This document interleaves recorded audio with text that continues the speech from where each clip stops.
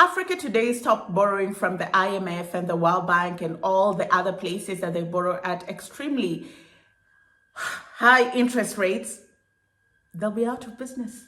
They depend on Africa, extorting Africa to be able to make the crazy profits that they make. Imagine stealing from poor people to become richer. That's exactly what these Bretton Woods institutions are doing, and that's what President William Ruto is calling out. You've said this in every forum before President Emmanuel Macron, with Ursula von der Leyen, with every major leader from the global north. Do you feel like you're getting heard? They are listening. I can tell you they are listening. I can bet you they are listening. The conversation about reform of the international financial system was in Mamas a few years ago. Today, it is being talked by no less than the President of the United States. They have come to the realization that it is no longer possible to run the system the way it has been run. So everybody is reasoning. What is now remaining is the how. And we are going to show them the how. Hello there, how are you doing? Welcome to another episode of our conversations. My name is Ondiro Oganga. I'm a business journalist by profession and a digital content creator. I love coming on here talking to you guys about Black people, Africans, our empowerment, and how we can rise up and take our rightful place at the global stage. So President William Ruto recently was being interviewed by CNN journalist Larry Madowo at a fireside chat, and the conversation about lending to Africa came up. I'm going to tackle this in two folds because I'm also tired of these African presidents crying at international platforms and doing nothing to create the change that they want to see. It's not a secret that Bretton Woods institutions lend to Africa at extremely high rates. They lend to Africa at 5 times, 6 times, and 7 times the rate they lend to Europe and Americas. And the reason is because of the risk factor.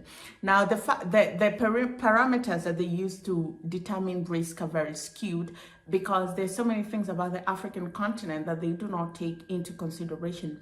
They are blinded by the cataract of stereotypes. Africa is a dark continent that is dogged by poverty, illness, and diseases. And when you use those as your metrics, then it's not going to be a place where you want to put your money. But when you look at it as a young continent with a highly educated civilian mass, when you look at it as the home of innovation and great technology coming out of the continent, if you look at it as the place where it has arable land, good agricultural output, growing infrastructure, if you look at it as a place where SMEs are coming up by the day and they're contributing up to 30% of GDPs, then you know that this is a place where there's so much potential, but they don't want to look at it like that. If you look at Africa as a place where they're rich in resources, different resources that the world needs to run.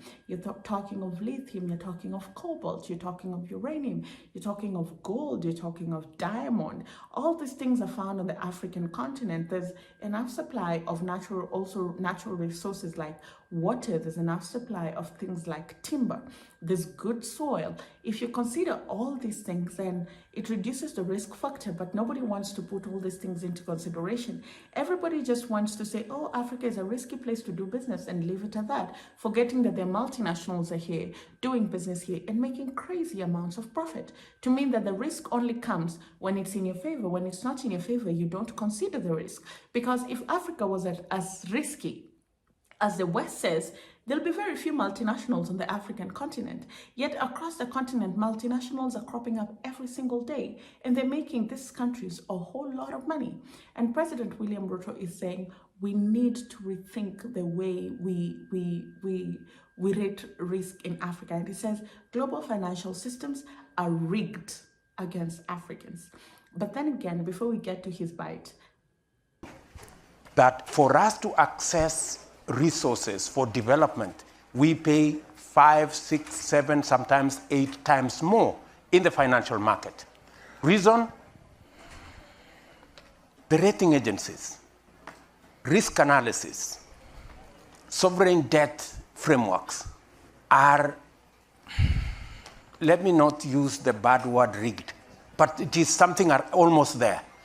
Because these rating agencies assign very high risk to our continent what we end up doing is that we pay interest more than others.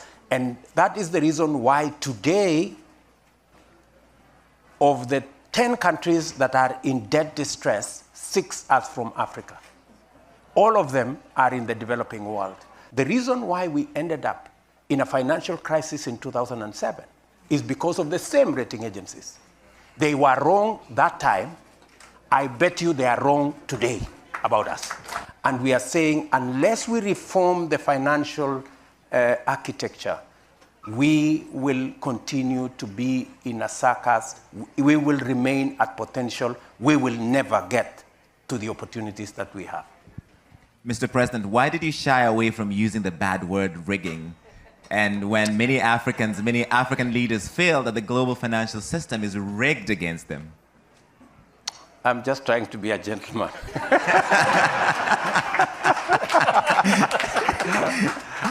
And what somebody told me one time, it is not presidential. Okay, fair enough. President Adesina, we are not a poor continent. We're exceedingly rich. And yet we keep having this conversation that President Ruto refers to as toxic and unnecessary every time about the need to reform the global financial system. Well, I think first and foremost, we have to recognize the inequities in the global financial system. There's no doubt about it. And just think of the following. Now, we are way behind and way off course when it comes to meeting the Sustainable Development Goals. The UN Secretary General says that we're totally off course on that. Africa will need $1.2 trillion, right, per year to be able to be on course for that Sustainable Development Goal. But the global financial architecture is not delivering those resources to Africa. They know that the whole algorithm around these credit rating issues is not fair. And all we are saying, good people, is it too much to ask for fairness? I mean, really, that is the basic minimum. That's what we are saying. We just want a fair system that serves everybody equally. We do not want to be treated unfairly. We do not want to be rated unfairly. We just want to be rated for who we are and what we are worth. And President Ruto, you've said this in every forum before President Emmanuel Macron, with Ursula von der Leyen, with every major leader from the global north. Do you feel like you're getting heard? They are listening. I can tell you they are listening. I can bet you they are listening. The conversation about reform of the international financial system was in Mamas a few years ago. Today, it is being talked by no less than the President of the United States. They have come to the realization that it is no longer possible to run the system the way it has been run. So everybody is reasoning. What is now remaining is the how. And we are going to show them the how. Yes, sir. To commend my good brother here for what he's doing in the agriculture space. The only little quarrel I have is that I got only 70 million of that. and yet I'm the one who campaigned for it. You're going to get more from private sector.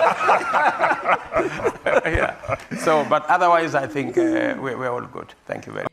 I will set whatever terms I want because I know you have no option but to come and borrow from me. His government is wasteful. All they do is buy the latest cars. They buy flowers for the offices. They go on foreign trips and talk on this international platform saying a lot of nonsense that they do not even believe in back at home.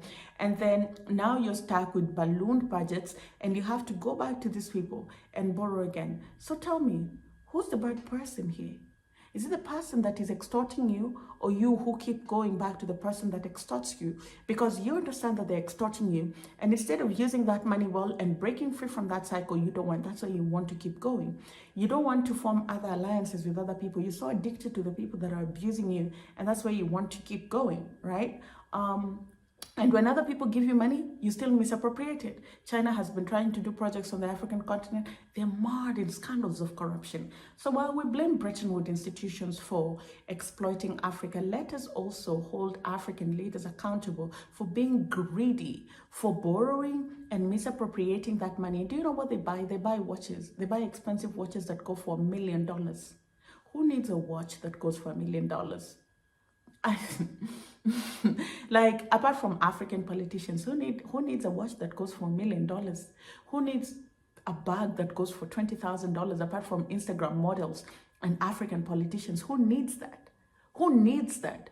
Who needs to live in a penthouse of $75,000 apart from African politicians when they're attending the United Nations General Assembly? And then they have the audacity to stand on that platform and talk about lack of development in Africa. Excuse me, sir, you just spent $75,000 on a penthouse. So you cannot come and lecture us about development. Nobody will even take you seriously because we know you yourself, you're not interested in development. You just want more funds so that you can fund your greedy, lavish lifestyle. All these things that we see white people do, they create it for foolish people like you. They really do. They create these experiences for foolish people like you who do not understand the value of money. They know that if they make a watch worth $1 million, there's a greedy African somewhere who's stolen money, who's going to buy it so they can flex their stolen wealth on their poor people so that they can continue that cycle of oppression. So while Bretton Woods institutions are oppressing Africans, African leaders are in cahoots with Bretton Woods institutions because they go borrow at exorbitant terms, and instead of recognizing that this is a toxic cycle that they need to break from so that they use this money well, instead of using it to pay salaries to ghost workers and paying them a lot of money, they use it to just do whatever it is that they want. Then they go back to borrow and complain of high borrowing costs. So I think that even while we're holding this people accountable, I'm a journalist and it's my job to be objective. My job, in as much as is to highlight all the other sides of Africa that nobody highlights, is not to be a positivity messenger, is to be objective. And objective coverage is saying Bretton Woods institutions are wrong with the way that they assess risk on the African continent and the rates with which they give us money, but it's also saying African leaders need to be held accountable with how they spend borrowed money, because they're leaving Africa in a death cycle. Leadership changes, right? They leave power, they go live abroad in exile, or they die. But guess what? You've left a whole generation that is coming after you with a death cycle that they cannot break free from. Thank you so much for watching. Let me know if you think I'm harsh. This is just the beginning, because we must tell each other the truth. We cannot just demonize the West and turn a blind eye to the people that enable their behaviors on the continent.